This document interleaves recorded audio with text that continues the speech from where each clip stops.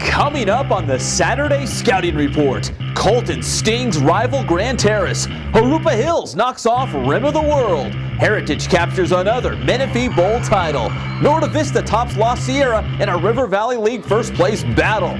Santiago survives a shootout with King, and Vista Murrieta rolls past Murrieta Valley. All that and much more coming up on the show, brought to you by Hardy Homes and Estates. When you list with Hardy, start packing. Crank up the music and break it down, because the show starts now.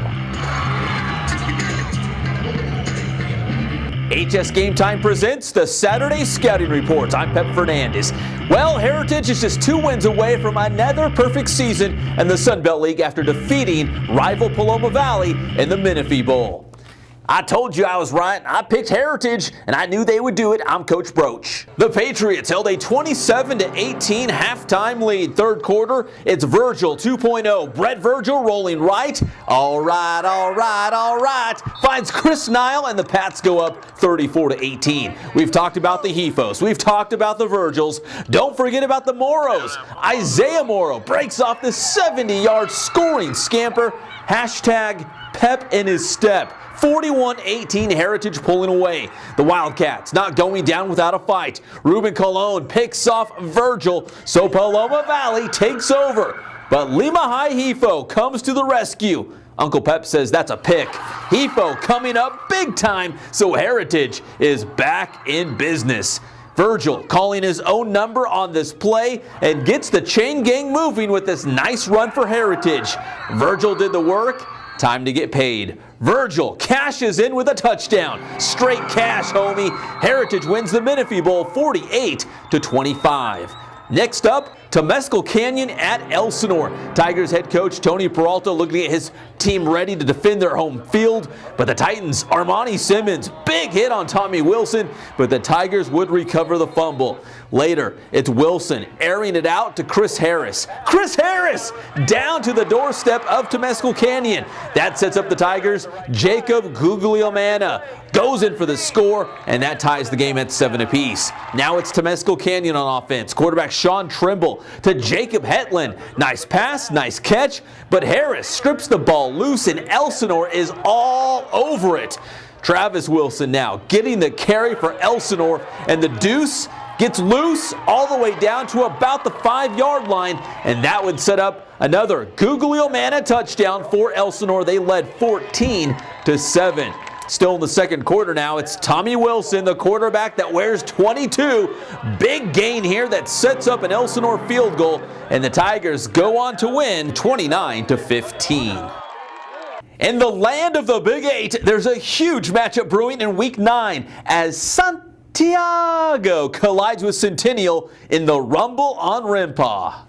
Despite being shorthanded, the Sharks won a wild triple overtime contest against King. First quarter, Santiago quarterback Tanner Maddox feeling right at home at QB. The touchdown pass to Jordan Huffman, and the Sharks are on top 7-zip. Later, it's King's Jacob Rogers throwing this one to Ben Garcia, who will take it down to the 5-yard line for the Wolves. That sets up this. Rogers, discount double check to Tyler Krebs for the touchdown. That ties the game at 7 apiece. Still in the opening frame. Maddox to Brad Duran. That would set up a Santiago field goal, and the Sharks led 10-7. Now to the second quarter. King gets it cracking with DeWitt Caswell. He slips and falls on this run, but still gets to the 48-yard line. That would set up Rogers to Deshaun Jackson as King moves in front, leading 14-10 on that touchdown. Later in the second quarter, Santiago going with Jordan Villasenor, 5 yards on the touchdown run. Santiago led 17-14 at the half. They go on to win in triple overtime,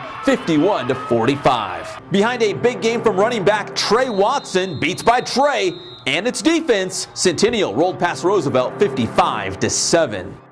Vista Murrieta and Chaparral could meet for the Southwestern League title in the final week of the regular season if, and that's a big if, They get wins in Week 9 this Friday. Business as usual for the Broncos as they took on Murrieta Valley. Huge crowd for this one.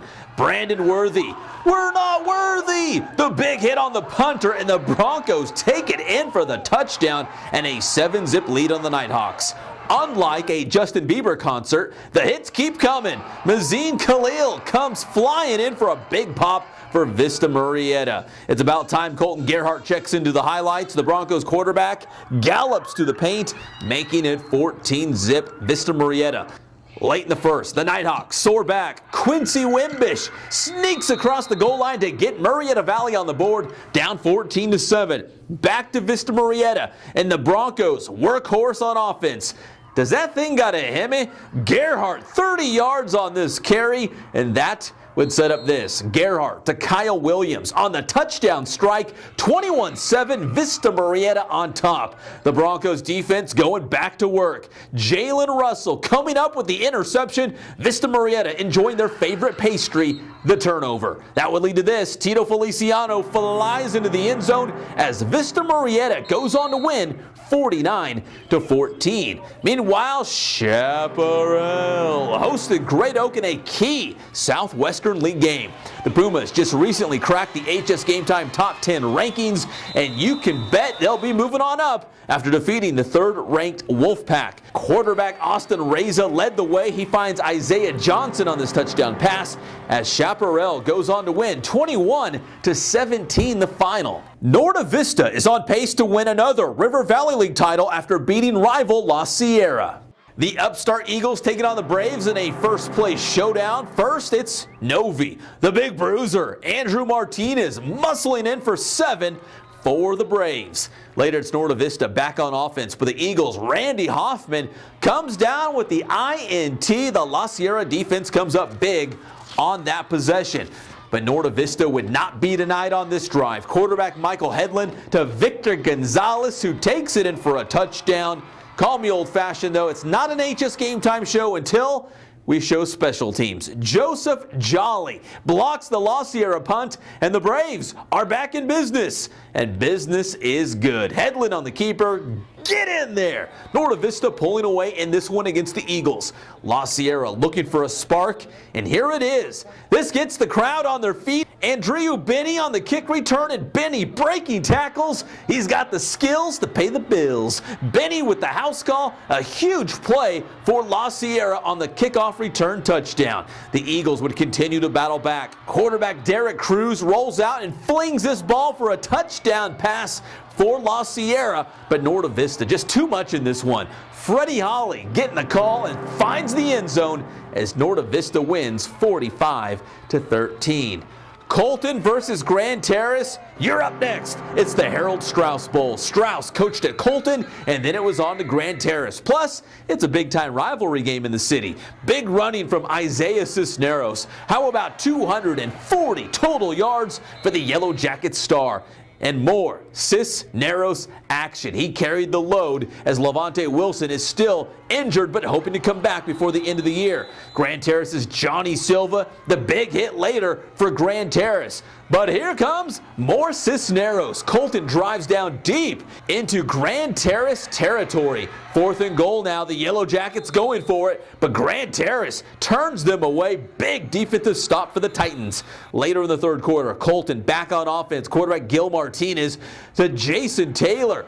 Huge hook up there, down to the 3-yard line, and that sets up this. A Cisneros touchdown. He finished with 3 scores in the game as Colton wins 28-6. Both the Yellow Jackets and Titans are now 2-1 in the Sunkist League, and Colton has a big game coming up against Kaiser. Now we head over to the Inland Valley League. Canyon Springs taking on Arlington. Pick things up in the 4th quarter. Lions quarterback Wyatt Moore to Anthony Culbertson. And on the very next play, it's Moore to Culbertson again. Takes it down right near the pylon about the 1-yard line. And that would set up this. Devon Williams Stokes punches in the touchdown.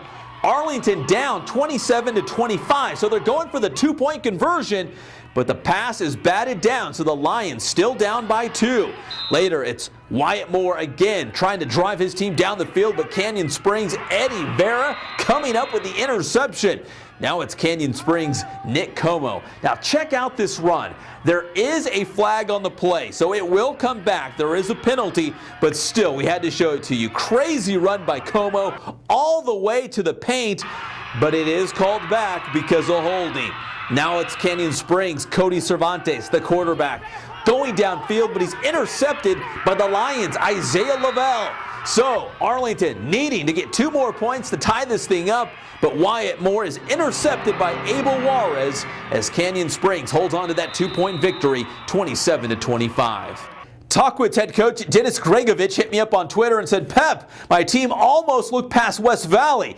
Well, you can't blame the Titans for that because they've got a huge first-place showdown with Citrus Hill in Week 9, but you got to give credit to West Valley. The Mustangs nearly made them pay for it. Let's go, West Valley versus Tahquitz. West Valley would take an early lead as James Giuliano scores on the Mustangs' first series. Then later, this pass interference call kept a West Valley drive alive in the second quarter as the Mustangs went into the half leading 19-14. West Valley quarterback Mike Cordova scrambling here on this play in the second half, but the Tahquitz defense starting to put pressure on West Valley. Tahquitz needing to contain that Mustang passing game. They're always a threat in the air, but the Tahquitz defense came ready to play, and they were tasked with shutting down that strong West Valley offense. The Titans putting pressure on Cordova and the Mustangs, so the Tahquitz Titans getting it done on defense. How about the offense now? Derek Peters scores in the third quarter to put the Titans up 22-19. Peters racked up 176 yards and 2 touchdowns in the game. Tim Neely adds some insurance for Tahquitz. Can I get a hot tub? Neely with the touchdown. Tahquitz wins 36-27. Now to the Mountain Valley League. Rim of the World at Jurupa Hills. Here come the Spartans, and Spartans, prepare for glory. Jurupa Hills, Jamal Nelson playing some D and stuffs Jamie Taylor, one of the top running backs in the area. On the ensuing punt, check out Christian Steele. House call for Jurupa Hills, 84 yards back the other way to the end zone, and Jurupa Hills jumps in front, 7-zip. Rim of the World looking to answer, and yes, they do throw the ball. Quarterback Brandon Johnson to Blake Decker on the TD strike, and the Scots tie the game at 7. Now it's back to Jurupa Hills on their very first offensive snap. It's DJ Wright to Corday Roberts, flies down the sideline with the need for speed. 14-7, Jurupa Hills back in the lead. But Rim of the World still hanging tough, and they go back to the air. Johnson to Decker, big gain here for the Scots. Rim would drive down into the red zone, but the Spartans turn them away. Deshaire Singleton comes up with the interception as Jurupa Hills knocks off the favorite Rim of the World, 31-21. Big win for the Spartans. Big win for the Spartans as they are now in the driver's seat for the Mountain Valley League title. The next 2 weeks will be huge as teams jockey for playoff positioning. Citrus Valley defeated Notre Dame in a Thursday night special as the Blackhawks are making a push for the postseason. The Titans and Blackhawks were both 0-2 in league play, but a win on Thursday would get them back in the playoff picture. You all ready to hit? Oh! Let's go. First quarter, Notre Dame gets on the board first with a safety. The high snap for Citrus Valley, and the Titans lead 2-zip. Still in the first quarter, the Titans drive down the field and cap off the drive with his Paul Bradvica touchdown on the quarterback keeper, 8-zip Notre Dame. The Blackhawks would soar back thanks to the ground game and running back Brett Kokesh. 40 yards on this burst to the paint, and Citrus Valley makes it an 8-6 game late in the first quarter. Now to the second quarter, more Kokesh action. 29 yards on this scoring scamper, and the Blackhawks jump in front 13-8 at the half. Third quarter, more of the same. Hashtag Kokesh. 44 yards for his third touchdown in the game, and Citrus Valley's on top 20-8. Notre Dame needing a stop on defense to stay within striking range, and Jaden Gardner comes up big time with the INT. But the Blackhawks wasted little time to repay the favor on the ensuing drive. Everett Lindsay picking off this pass in the end zone for Citrus Valley. Later in the third, Notre Dame would close the gap when Polyguaps. Quarterback Paul Bradvica to Wesley Smith on the slant for the touchdown, and the Titans pull within 6, down 20-14. But Citrus Valley would not let the Titans get any closer. Steven Armenta punches in the touchdown to give the Blackhawks a 2-touchdown lead. The defense would do the rest as Citrus Valley improves to 3-5 on the year, 1-2 in the Mountain Valley League with a 28-14 win. Arguably, it's the biggest rivalry in the inland area, Redlands versus Redlands East Valley. And this year's Smudge Pot winner will clinch at least a share of the Citrus Belt League title. The Terriers colliding with Cajon in Week 8. Second quarter, it's scoreless when Cajon quarterback Malik Forte scrambles deep into Redlands territory, fumbles after a big hit by Cardell Palmer, and it's recovered by the Terriers' Matt Bennett. Still in the second quarter, Cowboys running back Chris Boston 3 yards on the touchdown. Cajon goes up 7-zip against Redlands. Now under a minute to go in the first half, Redlands strikes back. Palmer 16 yards down to the Cajon 6-yard line, and then 2 plays later, it's quarterback Cody Whitaker rolling out and going in for the 4-yard touchdown run. Game tied at 7 at the half. Now to the third quarter. It's now 21-7 Redlands. And it's Zach, don't call me Sean Lindsay, punching in the touchdown. Redlands goes on to win 41-20 the final. And we'll stay in Redlands as Arrowhead Christian hosted Linfield Christian at the U of R. Eagles quarterback Brad Mowbray had a monster game for ACA, while the Lions countered with Rizer Wilkins. Wilkins with 4 touchdowns in the ballgame against the Eagles. It was a shootout with Linfield Christian prevailing 47-40 the final. Linfield Christian is now 4-4 on the season, 2-1 in the Ambassador League. Arrowhead Christian now stands at 6-2, 1-2 in league. Well, that'll do it for the Week 8 Saturday show, but there are some huge matchups on the horizon in Week 9. We will preview those games on the Wednesday Blitz, so please join us. That'll do it for the Saturday Scouting Report. I'm Pep Fernandez, and we'll see you again next Saturday.